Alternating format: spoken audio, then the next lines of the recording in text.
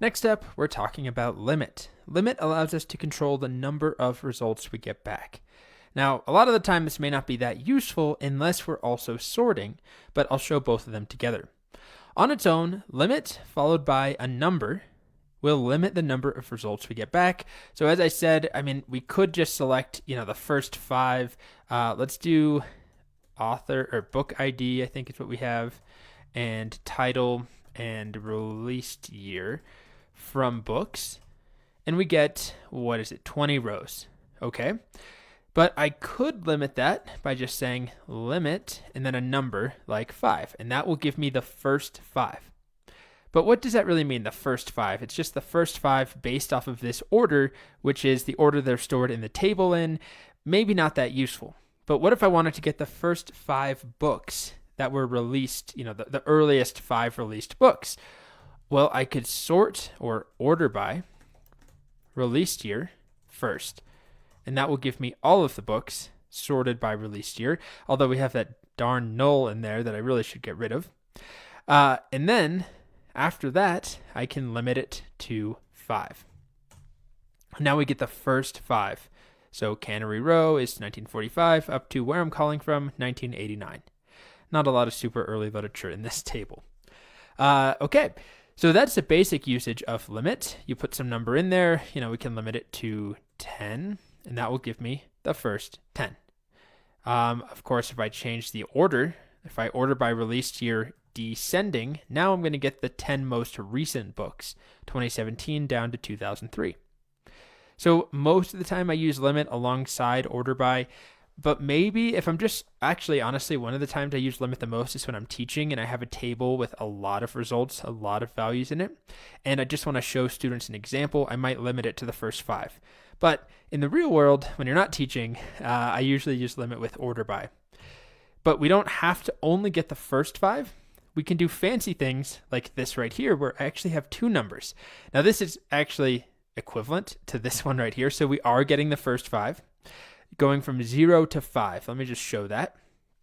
Let me do this on different lines so that it's easier to look at. So order by released year. All right. And then after that, I'll say limit the first 5 just like that. Okay. But instead of saying 5, I'm going to do 0, 5.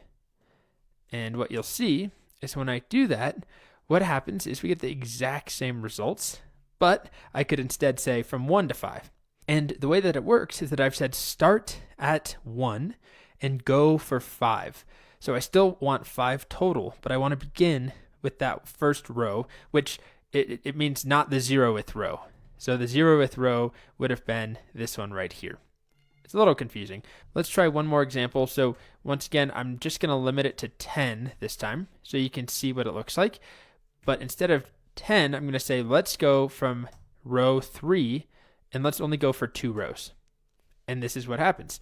We started at row 3 in this result. So 0, 1, 2, 3 is white noise. And then we carried on for 2 rows. So white noise and Where I'm Calling From, that's what we got. So this does allow us to select a subset in the middle of a grouping, not just the first 3 rows or the first 5 rows, but I could do from row 1 to row 10 or from row 25 to 27. If I needed to do that for some reason, I will say usually I'm just working with the first rows and I don't use 2 numbers for limit, but you can. Just remember this first number is the starting row and this second number is the count, how many you want to retrieve. So this one would start at row 5 and it would include 7 results. Let's try that one here. So from 5, 7, we started at, when I say row 5, let me just show this here. If I did 10, row 5 would be 0, 1, 2, 3, 4, 5. And that is indeed where we started, interpreter of maladies. And then we included 7 results, 1, 2, 3, 4, 5, and it keeps going past what I have in this first 10. Another thing we can do, if I do a select, how about just title from books, and I'll just, we'll do it alphabetically, sure.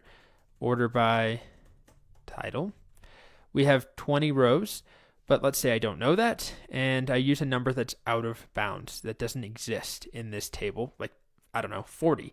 What happens if I do a limit 40? It's just going to give me as many as it can. I don't get an error. Same thing if I said start at row 18 and go for this many rows. I don't get an error. I just get the last two because there's 20 rows. We start at 18 and we just go to the end. So that is one option, I guess, if you want to get rows from the end. And that's it for limit. So often I use it with a sort first, order by something, and then limit our results. You can use one number, which is probably more common. Just limit the first 5 results, and that's all you get back. Or you can say, I want a certain number of results starting at some point.